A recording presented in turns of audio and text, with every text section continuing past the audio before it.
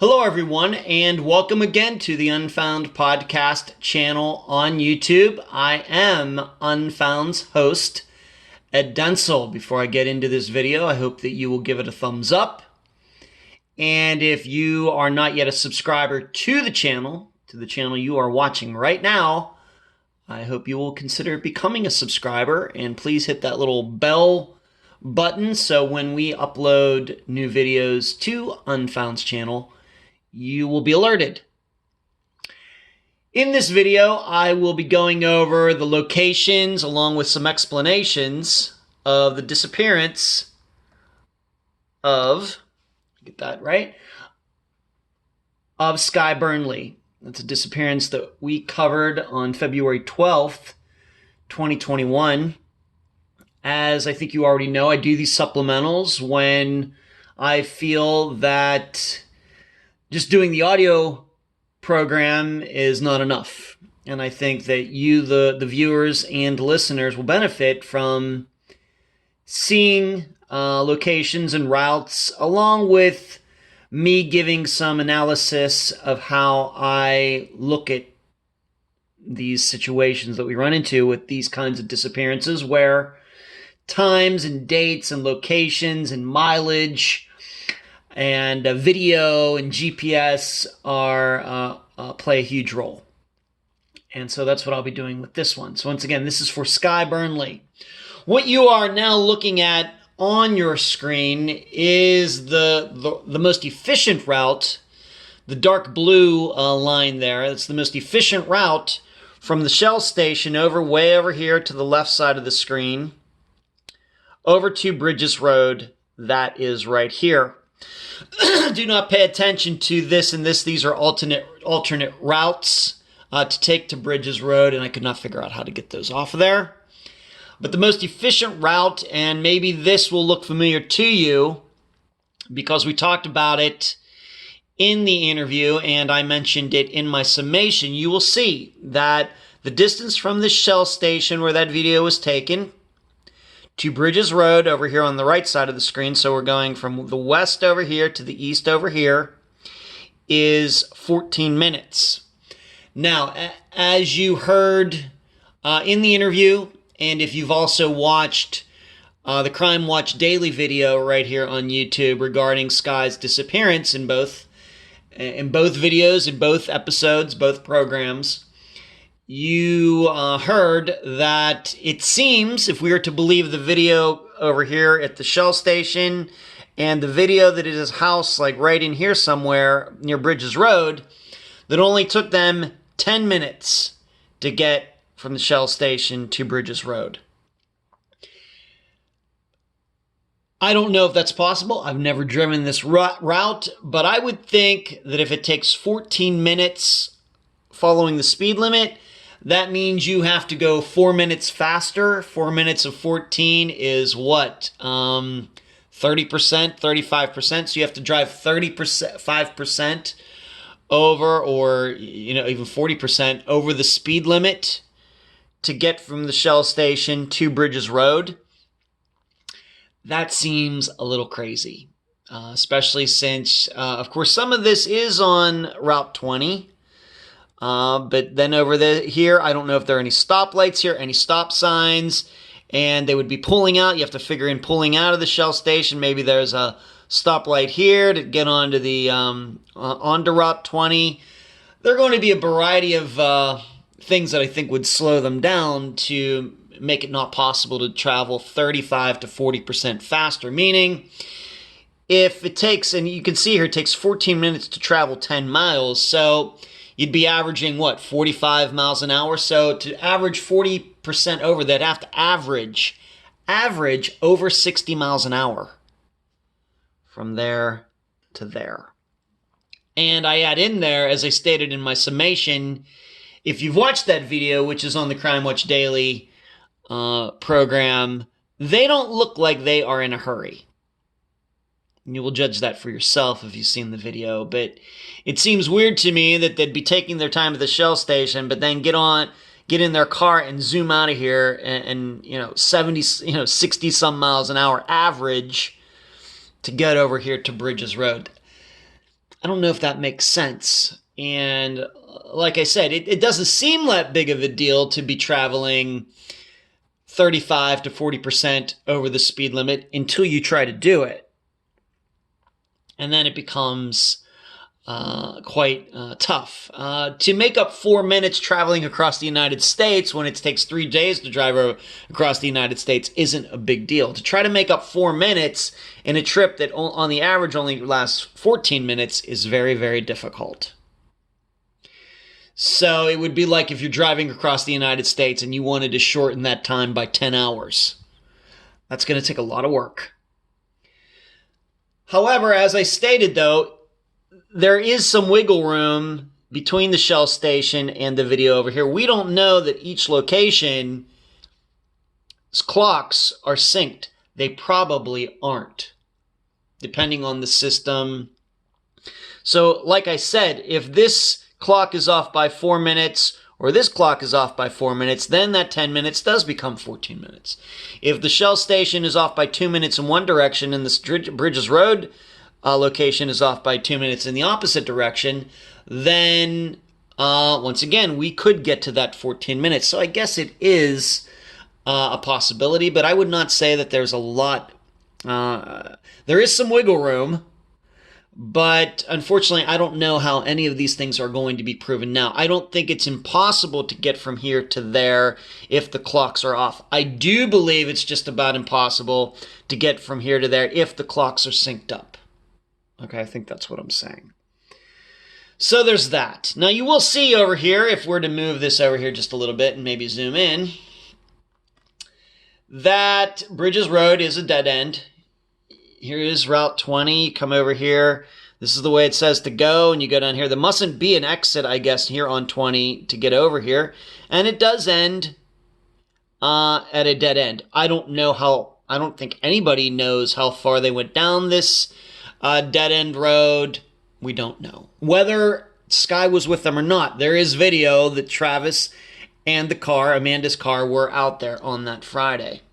There's no, in that particular video, it doesn't show Sky in the vehicle, but he and that vehicle, at least Travis and that vehicle, were out here on Friday. You can see there's a lot of woods here. That cannot be denied. Forest, brush, probably not the easiest area to search, and I think we have to recognize that.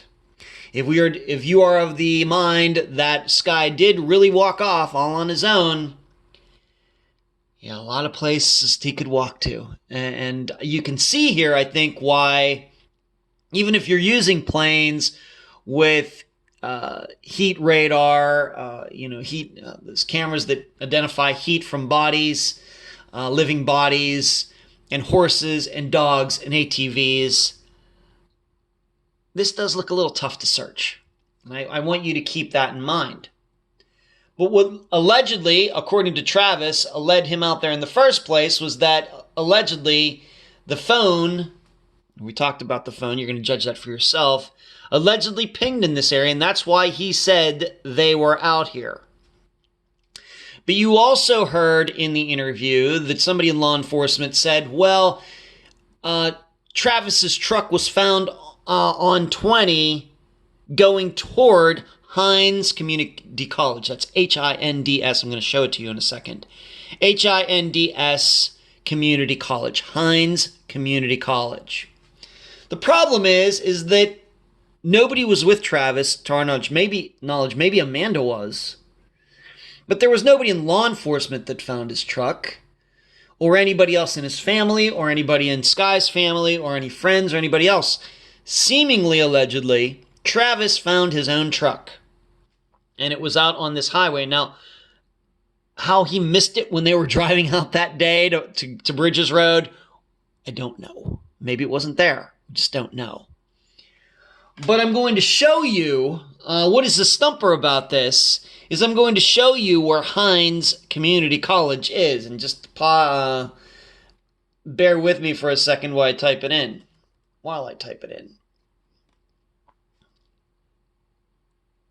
Okay, so let me see if I can zoom in on that. All right, so to show you this again, down here is the Shell station. Over here is Bridges Road. And way over here is where Hines Community College is. So essentially, Hines Community College is in the opposite direction of Bridges Road when they were at the Shell station. So they were at that Shell station. Bridges Road is over here.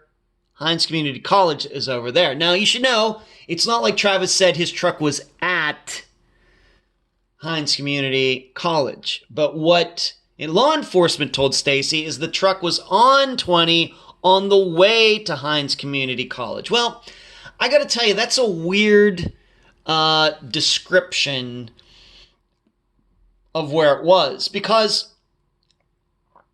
if this truck was found on 20 in any of this area, let's say that this is all true somehow, that they did track the phone somehow, and it did go out here, and they did go out here, and the truck was in this area, and it was eventually found by Travis in this area on 20, let's just say right in this general area where I am circling. Then why is it that law enforcement would tell Stacy that the truck was found on the going in the direction of Hines Community College? Why would he use a location that is so far away? Why would he not say it was found on 20 or near 20 headed toward Brandon, which is right here? Why would he pick some location that is on the exact opposite side of the town from where Travis and everybody went? And if we're to believe that the truck was found in this area, it doesn't make a lot of sense.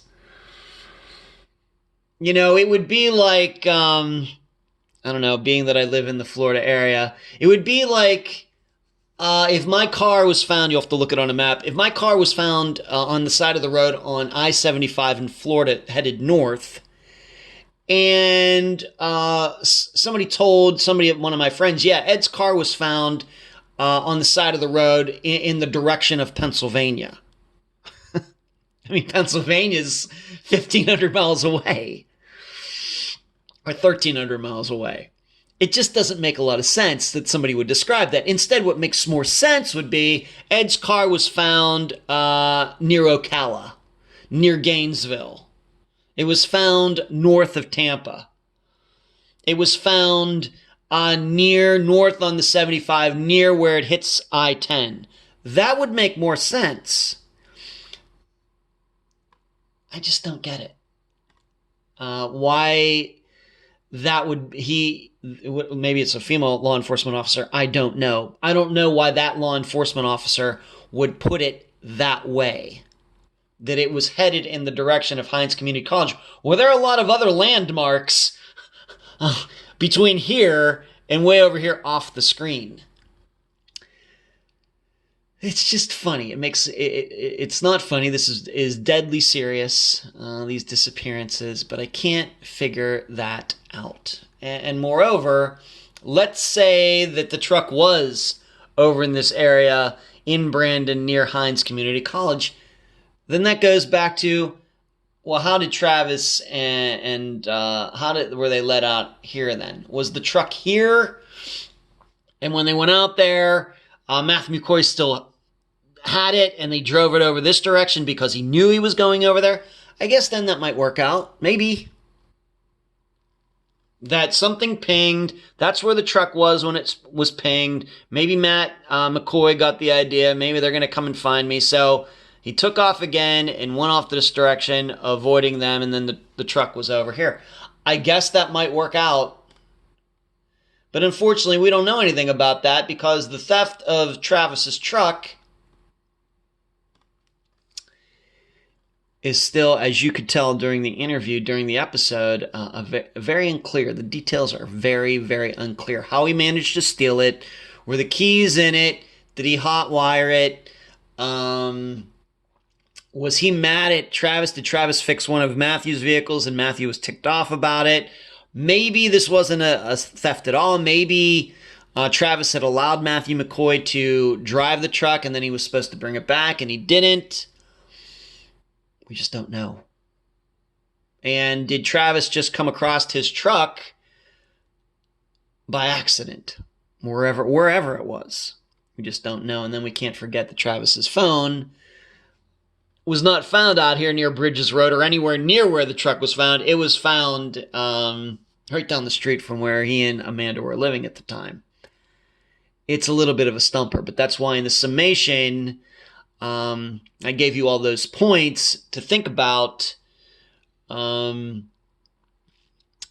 If we're going to look at this video from the Shell station in Bridges Road, we have to analyze it and do the people's actions and other facts that we know go along with this video being taken on the 2nd, or does this video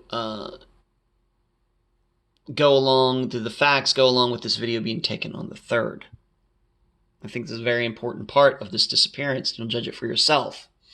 So I hope doing this video helped, showing you these different locations, where each of these important locations, the Shell Station, Bridges Road, and Hines Community College, where they are in relation to each other, the mileage, and the time, and then trying to explain why this law enforcement officer told Stacy about the truck being headed toward Hines Community College, and that is an odd way to describe where the truck might have been.